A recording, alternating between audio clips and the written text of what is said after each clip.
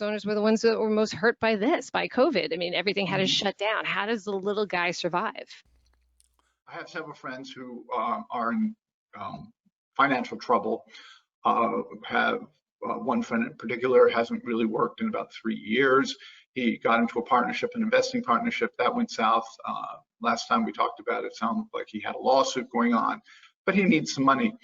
He was blissfully unaware of the fact that, at least in New York, anybody is eligible for unemployment insurance Right. for 39 weeks plus the extra $600 a week for 20 weeks. Knew nothing about it. Just, because you hear unemployment insurance, well, he's been unemployed for 3 years, so he already went through the system, but he didn't realize that he's considered self-employed, or simply said he has no source of income right now. Huh. That makes him eligible, and he needed the money. So part of it is, you have a choice. You can either play the game and inform yourself.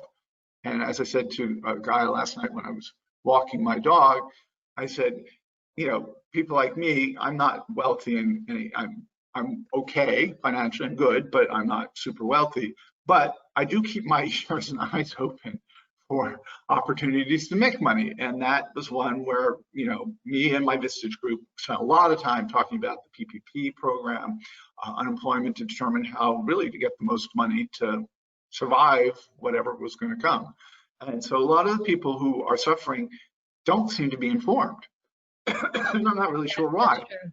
Yeah. I don't know if they're lazy, if it's too technical for them, but there are leaders in these communities who should have been talking about this. So, one thing is you do have to disrupt yourself. After all, the buck ends with you as a human being of how you lead your life. And obviously there's some people who are disabled enough that it is tough for them to do that, but they have organizations to help them.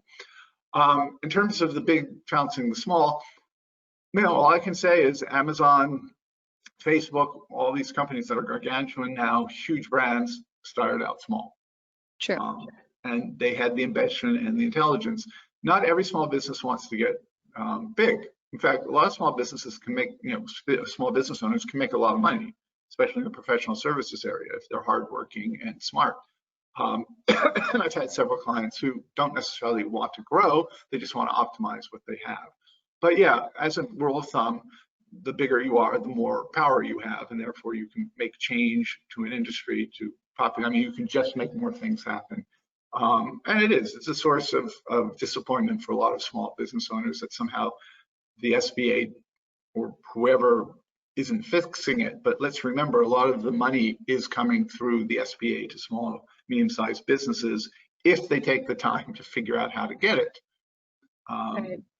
Yeah, so that's sort of a little thumbnail sketch of my view of it.